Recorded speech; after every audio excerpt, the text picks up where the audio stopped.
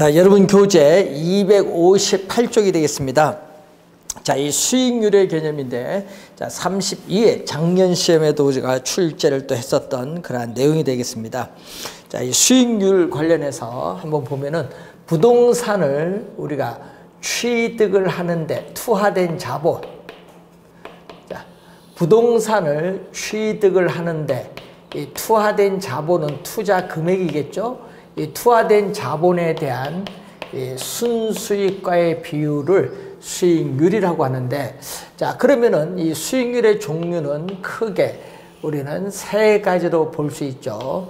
자, 부동산 투자로부터 미래에 예상되는 수익률을 기대 수익률 또는 예상 수익률, 사전 수익률이라고 하죠. 자, 이 부동산 투자로부터 미래에 예상되는 현금 수입, 미래에 예상되는 현금 지출, 이걸 고려하여 계산한 수익률이다. 자, 여러분 상가에 투자한다고 생각을 했을 경우에 1년 뒤에 4%가 예상되고 있다. 그럼 그게 바로 예상 수익률인 기대 수익률입니다. 자, 이 기대 수익률에 있어서의 개념이 우선 나와 있고, 자, 그리고 여러분 교재 259페이지 보시면은 요구 수익률이 나오고 260페이지 보시면은 실현 수익률이 나오죠. 자, 실현 수익률은 260페이지 보시면은 부동산 투자가 이루어지고 난 이후에 우리가 실제 현실적으로 달성된 수익률이죠. 실제 수익률, 투자가 이루어지고 난 이후니까 사후 수익률이고 과거에 이미 달성됐죠. 자, 상가를 우리가 투자를 했는데 1년 후에 실제 달성된 수익률이 1년 지나서 실제 달성된 수익률이 4%다. 그럼 4%가 바로 실현 수익률, 우리가 역사적 수익률이라고 하죠. 이 투자가 이루어지고 난 이후에 실제 현실적으로 달성된 수익률을 말합니다. 자, 여기에 대해서 요구 수익률의 개념이죠. 자, 여러분 14회 시험과 우리가 27회 시험 그리고 32회 시험에 출제를 했었죠. 자, 요구 수익률은 투자자가 자금을 투자함으로써, 즉 부동산 투자에 따른 위험을 감안하였을 때 투자자가 자금을 투자함으로써 충족되어야 할 최소한의 수익률이죠. 자, 27회 시험에서는 이걸 최대로 우리가 출제를 했었죠. 이 최대가 아니라 최소한의 수익률을 말한다. 이 최소한의 수익률을 우리가 의미하는 개념이다. 자, 요구 수익률은 최소한의 수익률이고, 자, 이번 32회 시험엔 또 우리 해당 투자 안에 기회비용 개념이다. 또 이 기회비용 개념을 또 출제를 했었죠. 자, 이 기회비용 개념이다. 자, 여러분 259페이지 보시면은 우에서 의에 밑 두 번째 줄 보면 최소한의 수익률일 때 최소의 동그라미고 바로 밑에 또 기회비용 개념의 밑줄 그어두시면 되겠습니다. 자, 기회비용은 우리가 어떤 것을 선택을 했을 때, 자, 투자 대상이 여러 개 있죠. 그때 우리가 어떤 것을 선택을 했죠. 자, 선택을 했을 때 이 포기되는 것의 최대의 가치를 우리가 기회비용이다. 포기되는 것에 있어서의 이 최대의 가치를 기회비용 개념이다. 이렇게 얘기를 하죠. 자, 여러분 투자 대상이 정기예금이다. 자, 정기예금, 우리가 상가라든지 그리고 우리가 국채라든지 이렇게 있을 때 예상되는 우리가 연간 수익률이 정기예금이 2.5%, 국채가 우리가 1.5%, 상가가 5%다. 자, 이때 미래에 예상되는 연간 수익률이 높은 상가를 선택을 했죠. 그러면 상가를 선택해서 투자를 했었다. 이 상가를 선택해서 투자했을 경우에 기회비용은 이 상가를 선택하면 이 포기된 것 중에 최대 2.5%죠. 포기된 것 중에 최대 2.5%를 우리는 기회비용으로서 요구 수익률이다.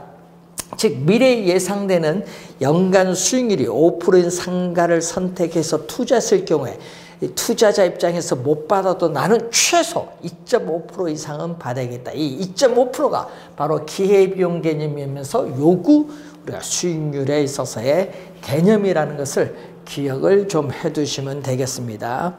자, 259페이지에 또 무위험률이 이제 나오는데, 자, 투자자의 우리가 위험에 대한 태도를 보면은 위험을 측정하는 것은 표준 편차죠. 위험, 기대, 수익률 평면에서 위험이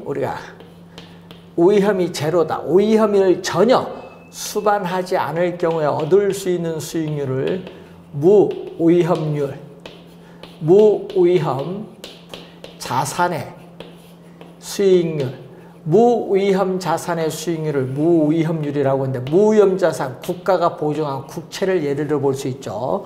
그래서 무위험 자산의 수익률인데, 즉 우리는 투자로부터 우리가 확실한 경우죠. 자, 이 투자로부터 미래에 확실한 경우에 우리가 수익률을 무위험률이라고 합니다. 그래서 무위험률에 대한 개념을 우선 확실히 우리 기억했죠. 위험이 제로다. 위험이 제로. 위험을 전혀 수반하지 않을 경우에 우리가 수익률을 말하면서 미래에 투자로부터 미래에 확실한 경우의 수익률을 무위험률이라고 한다. 자, 무위험률이고 이런 형태로 가겠죠. 요게 위험, 회피형 투자자의 무차별 곡선. 자, 우리는 투자자는 될 수 있는 대로 위험을 피하고자 하죠. 자, 위험, 회피형 투자자의 무차별 곡선. 자, 무차별, 차별이 없다. 투자자에게 똑같은 동등한 만족, 효용을 가져다 주기 위한 위험과 기대의 수익률의 조합을 연결한 곡선을 무차별 곡선인데, 이 무차별 곡선 상의 어느 점이든지 투자자의 효용, 만족은 똑같다는 거죠. 뭐만 다르다? 위험과 기대 수익률 조합만 다를 뿐 투자자의 만족은 똑같은 점들을 연결한 곡선. 위험 축에 대해서 X축에 대해서 볼록한 형태의 곡선을 우리는 위험 회피형 투자자의 무차별 곡선이라고 합니다. 자, 그래서 259페이지에 거기에 무위험률의 그 A 보시면은 순수 시간에 대한 대가로서 확실의 동그라미, 우리 확실한 경우의 수익률, 확실의 동그라미 칠까요? A에. 그래서 이 순수한 시간에 대한 대가다. 무위험률의 크기는 순수한 시간에 대한 대가를 말합니다. 순수한 시간의 대가. 위험이 3%든 0%든 다 1%다. 무위험률은. 그래서 위험에 관계없죠. 위험을 전혀 수반하지 않을 경우 얻을 수 있는 수익률을 무위험률인데, 그 B 볼까요? 무위험률은 우리가 일정 시점에서는 우리가 일정한 시간의 경과에 따라 변한다. 자, 무위험률은 1%가 1.2% 될 수 있고 0.75% 될 수도 있거든요. 무위험률의 크기는 일반 경제 상황, 예를 들면 저축률, 투자율, 신용의 제한, 화폐당 공급, 일반 경제 상황에 따라 변할 수 있다. 고정된 것이 아니라 변할 수 있다는 걸 우리는 B의 끝에 나와 있습니다. 자, 그리고 D 볼까요? 무위험률은 부동산 투자의 위험이라든지 위험, 혐오도와는 아무런 관계없다. 자, 여러분, 요 각도가 투자자의 위험에 대한 회피도, 여러분 위험에 대한 회피도를 위험, 혐오도라고 한 거죠. 여러분 교재에 투자자의 위험에 대한 회피도를 위험, 혐오도라고 한 겁니다. 위험은 혐오하는 게 아니라 회피하는 거지. 그래서 이 투자자의 위험에 대한 이 회피도는 요 무위험률의 크기와는 아무런 관련이 없다. 아무런 상관이 없다는 것을 염두에 두시면 되겠고, 자, 니은 위험 할증률은 위험에 대한 대가를 얘기하죠. 자, 요거죠. 요것을 얘기합니다. 요 크기를 우리는 위험 할증률이라고 해요. 위험 할증률. 위험은 리스크죠. 위험은 리스크 프리미엄이라고 해요. 이 프리미엄을 할증률로 번역하는데, 이 시장에서 증대되는 위험에 대한 대가를 얘기하죠. 시장에서 증대되는 위험에 대한 대가가 위험 할증률을 얘기합니다. 자, 그래서 위험 혐오도가 클수록, 자, 위험 혐오도가 클수록, 이렇게 위험에 대한 혐오도가 클수록, 위험에 대한 혐오도, 회피도가 클수록 무차별 곡선의 기울기는 급해진다. 이게 여러분 B죠. B. 위험 혐오도가 클수록, 요 위험 혐오도가 클수록 뭐가죠? 요 위험 할증률이 커지고 기울기가 급해집니다. 자, 위험 혐오도가 클수록 위험 할증률이 커진다. 이렇게 보시면 되겠고, 자, 그리고 우리는 D. 무위험률의 위험 할증률을 가산한 우리가 요구 수익률을 위험 조정률이라고 하죠. 위험, 우리가 조정에 따르는 할인율을 줄여서 위험 조정률인데, 이 무위험률, 위험을 전혀 수반하지 않을 경우에 얻을 수 있는 무위험률에가 증대되는 위험에 대한 대가인 위험 할증률을 가산한 요구 수익률을 위험 조정률이라고 하고, 자, 여러분 260페이지에 피셔 효과가 있는데, 자, 인플레이션이 예상되는 경우에는 우리가 화폐 가치가 하락을 하기 때문에 투자자 요구 수익에 영향을 주죠.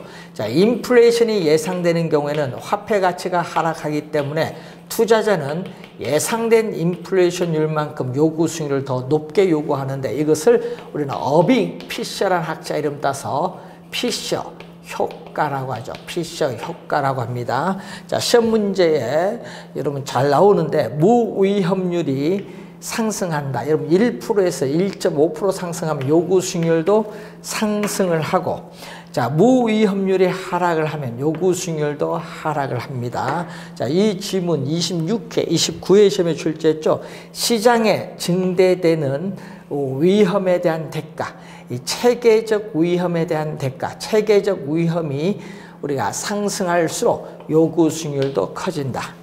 또 예상되는 인플레이션율이 높을수록 요구 수익률도 상승한다는 것을 잘 이해를 해 두셔야 될 부분이 되겠습니다. 자, 이 관련돼서 우리가 한번 확인을 해 두시기 바라고, 자, 여러분 교재 밑에 기대 수익률과 요구 수익률에 있어서의 관계를 우선 보게 되면은, 자, 시험 문제에 32회 시험에 또 정답 물었죠. 32회 시험에 또 정답 물었습니다. 시험에 최근에 또 자주 우리가 출제를 하죠. 기대 수익률과 요구 수익률, 최소한의 충족되어야 될 수익률보다 미래에 예상되는 기대 수익률이 높았다. 자, 기대 수익률이 높으면은요, 미래에 예상되는 수익률이 높으면 투자가 이루어지지 투자를 채택을 하죠. 미래에 예상되는 수익률이 높으면은 투자를 채택한다. 이런 게 중요하죠. 투자를 채택하면은 우리는 부동산에 대한 수요가 우리가 증가를 하죠. 부동산 시장에서 수요가 증가하면은 부동산 가격이, 수요가 이전보다 많아지면 부동산 가격이 상승하면은 이 기대 수익률, 기대 수익률은 부동산 가격은 총 투자 금액이겠죠. 이 부동산 가격 총 투자 금액에 대해서 이 순수익은 안정적이기 때문에 부동산 가격이 상승하면은 투자 금액이 이전보다 많아지면 기대 수익률이 하락합니다. 여러분 기대 수익률이 하락을 하는데 언제까지? 기대 수익률과 요구 수익률이 서로 뭐 할 때까지 같을 때까지 하락을 하고 기대 수익률과 요구 수익률이 같을 때 우린 균형이 되면서 자금의 이동이 없는 상태죠. 자, 기대 수익률이 요구 수익률보다 작을 때는 투자가 이루어지지 않는다. 투자를 기각을 하죠. 기각을 합니다. 최소한의 수익률보다 낮으니까. 그럼 부동산 수요는 우리가 시장에서 줄어들면서 부동산 가격은 하락을 하죠. 그럼 기대 수익률은 부동산 가격이 하락을 하니까 자, 총 투자 금액이 이전보다 줄어들어요. 부동산 가격이 하락을 하니까 기대 수익률은 상승을 하겠죠. 총 투자 금액이 줄어드니까 기대 수익률은 상승한다. 언제까지? 기대 수익률은 상승하지만 요구 수익률과 서로 같을 때까지 상승을 한다. 자, 시험 지문에 주의를 해야 될 것은 또 이쪽이 중요하죠. 투자를 채택하고 기대 수익률을 하락하고 이 경우에는 투자를 기각하고 기대 수익률을 상승한다. 요 두 지문 시험에 자주 출제를 하는 부분이기 때문에 잘 정리를 해 두셔야 되겠습니다. 자, 262페이지 보시면은 자, 투자자의 위험에 대한 투자자들의 태도, 거기에 중간 유형을 보면은 위험 회피형 투자자는 위험 축에 대해서 이렇게 뭐가 돼? 우리가 볼록한 형태가 되죠. 자, 그리고 위험 중립형 투자자는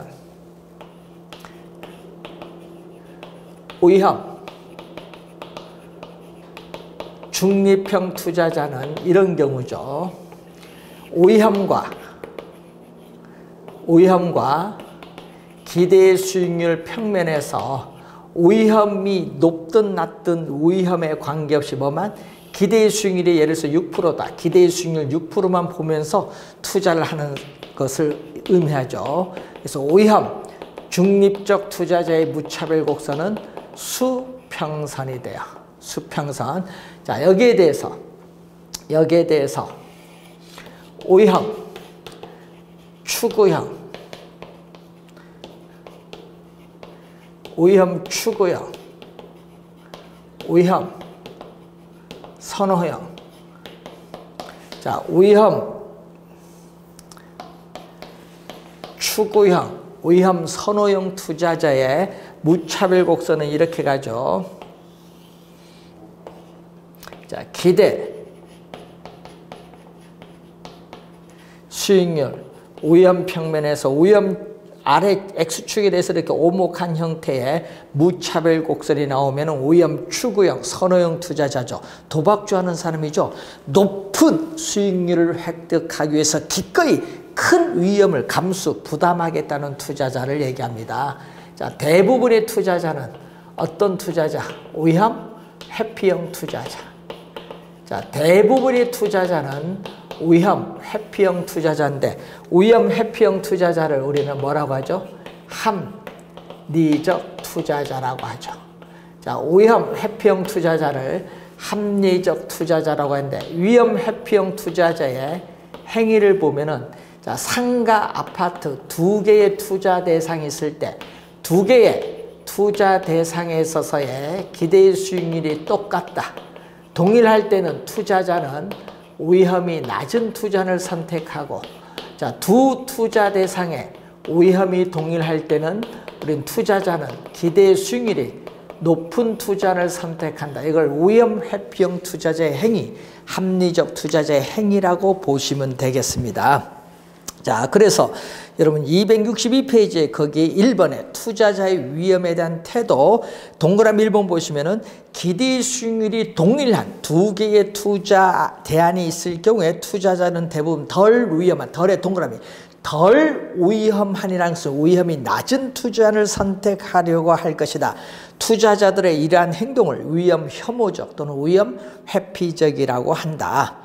자, 위험 혐오적 회피적이라는 것은 위험을 전혀 부담하려고 하지 않는다는 것을 의미하는 것은 아니라는 거죠. 자, 여러분이 위험을 어느 정도 감수한다. 3번 볼까요?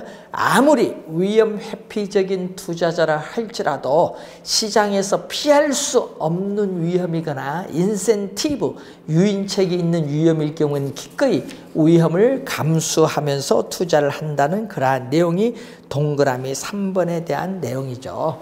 자, 그 의미를 한번 또 확인을 해 두시면 되겠고, 자, 여러분 교재 263페이지에 또 그 그림 보시면은 나오죠.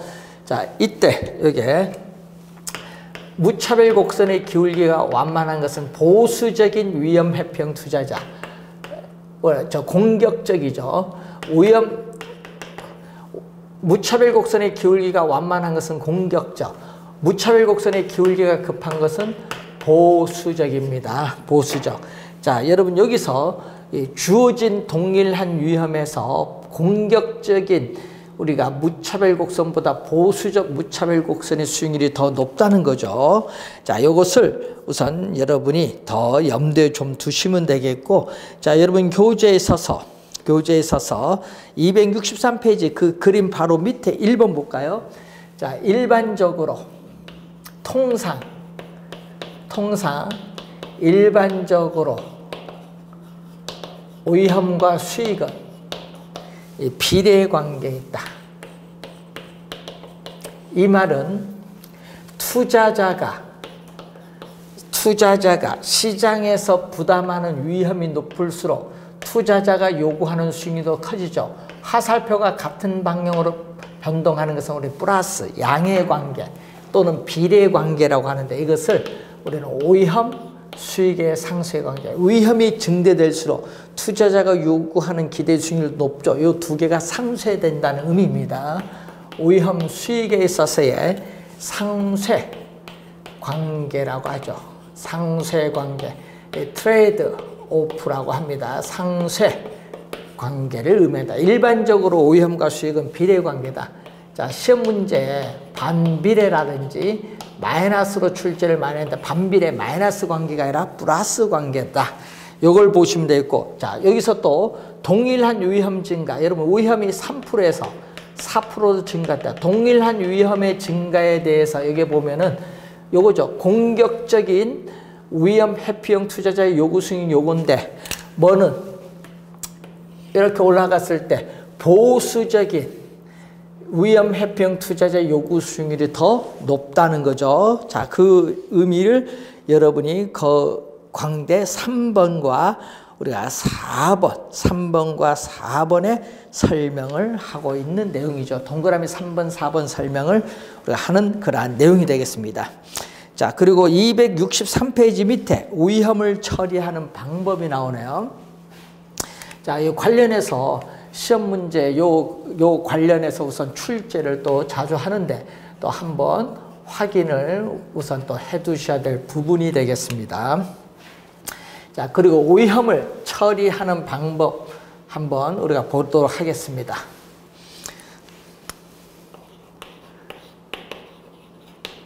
자, 위험을 처리하는 방법을 보시면은 첫 번째가 거기 보시면은 위험한 투자를 제외시키는 방법이 나오고 있습니다. 자, 위험한 투자를 제외시킨다. 자, 위험한 투자를 제외시킨다는 것은 투자한 원금을 잃지 않으려고 안전한 곳에만 투자를 하는 방법을 얘기하죠. 예를 들면 국가가 보증한 국채에 투자를 한다는 거, 이런 얘기죠. 위험한 투자를 우리가 제외시키는 방법이 있고, 또 보수적인 예측 방법이 있죠. 자, 보수적인 예측인데, 자, 투자로부터 미래에 예상되는 수익을 가능한 한 낮게 예측을 하고 그걸 기준으로 투자 결정을 하는 방법을 보수적 예측 방법입니다. 그래서 여러분이 그게 264페이지에 그게 낮게 예측을 한다. 그래서 거기에 1번에 보시면은 우리가 이 수익은 낮게 예측을 하고 비용은 높게 추정해서 이 수익과 비용을 기준으로 투자 결정을 하는 방법을 얘기합니다. 자, 그래서 거기 두 번째 보시면은 낙관적 상황, 경제 상황이 낙관적인 상황의 예측을 우리가 낮추고 비관적 상황의 확률을 높여서 이 기대 수익률, 미래에 예상되는 기대 수익률을 하향 조정하고 또 투자 비용은 상향 조정해서 투자 결정을 하는 방법을 얘기합니다. 자, 그리고 세 번째는 우리가 위험 조정 할인율을 사용하는 방법을 얘기하겠죠. 자, 시험 지문에 또 정답을 또 많이 묻는 그러한 내용이죠. 위험 조정 할인율을 사용하는 방법.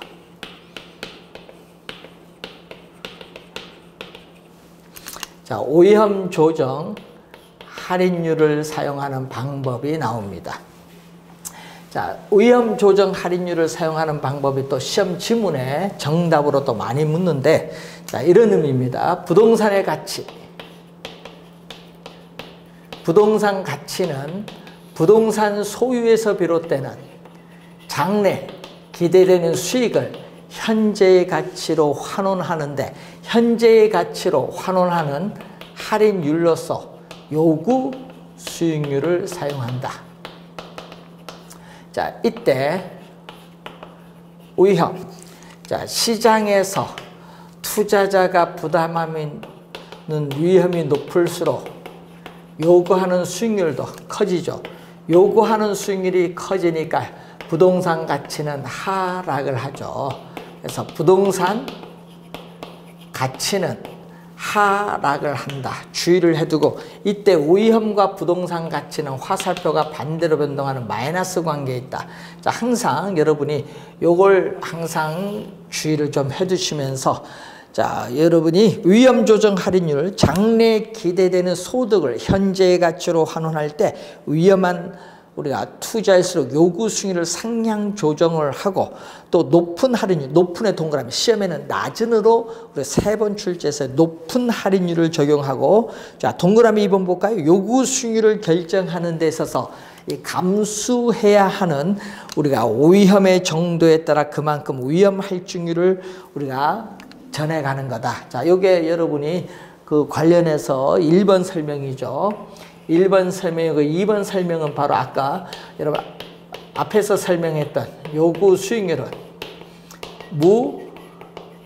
무위험률에다가 위험 할증률을 더해 준 것을 말하죠. 자, 여기 2번 설명이 바로 이 얘기입니다. 자, 그리고 거기에 관련해서 오른쪽 265페이지 중간 박스에 민감도 분석인데 시험 문제 계속 출제를 하고 있는 용어죠. 자, 이 용어는 계속 출제하고 있는 중요한 용어입니다. 여러분 뭐 32회도 나왔지만 31회, 30회, 29회 계속 출제되는 용어죠. 자, 민감도 분석 박스 보면은 투입 요소 예를 들면은 우리가 투자로부터 미래 예상되는 임대료 수입, 전체 임대 면적 중 임대되지 않은 면적의 비율, 공실률, 부동산을 운영하는 데 직접 지출하는 영업경비 등이 있겠죠. 이 투입 요소의 변화에 따라서 이 산출되는 결과인 이 수익성에 어떠한 영향을 미치냐, 이것을 통계적 기법인 회계, 우리가 모형을 가지고 분석을 하죠. 자, 이때 이 투입 요소가 바로 무슨 변수? 우리 독립 변수고, 이 산출되는 결과가 바로 종속 변수의 관계를 보는 거죠. 그래서 265페이지에 거기에 1번 박스, 참고의 박스 1번 지문 있죠. 자, 1번 지문, 2번 지문 체크해서 요걸 주의를 해서 우리가 상황해서 보도록 합니다. 민감도 분석에 대한 내용이 되겠고, 자, 위험을 관리하는 방법. 위험을 관리하는 방법에서 대부분의 투자자는 스스로 위험을 피하고자 하죠. 위험을 회피가 나오는데, 뭐 대표적으로 뭐 이런 게 위험한 투자를 제외시키는 방법은 위험의 회피, 또 투자에 부적격 자산을 제외하는 것도 우리가 위험의 회피입니다. 자, 그리고 위험의 보유는 자, 여러분 외부적 요인에 의해서 우리가 발생을 하는 거죠. 자, 외부적 요인에서 감가상각이 발생하는 경우에는 감가상각에 따른 충당금을 설정해서 어떻게 돼? 위험을 스스로 부담하는 방법을 위험의 보유라고 해요. 위험의 보유. 자, 그리고 위험에 있어서의 정가가 또 시험 문제에 자주 나오죠. 자, 미래에 잠재적인 손실의 가능성을 제3자에게 떠넘기는 방법이죠. 자, 예를 들어서 보험회사의 보험에 가입을 함으로써 미래의 불확실성에 따른 위험을 보험회사에 떠넘기는 거죠. 자, 보험회사에 보험을 가입을 한다든지 원청업체와 하청업체 간의 하청계약을 체결하면서 하청업체의 위험을 떠넘기는 거죠. 자, 그리고 또 이 니스 계약을 체결하면서 기업은 니스에서의 위험을 떠넘긴다든지 또 물가가 지속적으로 상승한 인플레이션이 발생하면 임대인은 인플레이션에 따라 임대료를 인상하겠다는 계약을 체결해서 임차인에게 위험을 떠넘긴다. 이런 것은 다 위험의 정가에 해당하는 얘기죠. 자, 손실의 발생 횟수나 규모를 줄이는 방법으로서 위험의 통제죠. 자, 민감도 분석을 한다든지 포트폴리오에 따르는 분산 투자를 하는 것은 위험을 관리하는 방법이라고 보는데 특히 위험의 정가가 또 출제를 많이 한다는 거죠. 그래서 265페이지에 위험의 정가 정도 우선 확인을 한번 해보시면 되겠습니다. 위험의 정가 정도. 그래서 과거에 우리 15회 시험, 17회 시험, 21회 시험에 출제를 했었죠. 그래서 한번 확인을 좀 해보시면서 특히 위험 조정 할인율을 사용하는 거 많이 출제하고 민감도 분석은 거의 매년 개념을 출제하고 있다. 이렇게 보시면 되겠습니다. 자, 여러분들이 관련해서 위험과 이 수익에 있어서 이 개념들을 이번 시간에 전반적으로 우리가 살펴봤습니다. 자, 다음 시간에는 포트폴리오 이론, 또 매년 한 문제 출제되는 중요한 단원이죠. 이 이론에 대해서 살펴보도록 하겠습니다. 수고 많으셨습니다.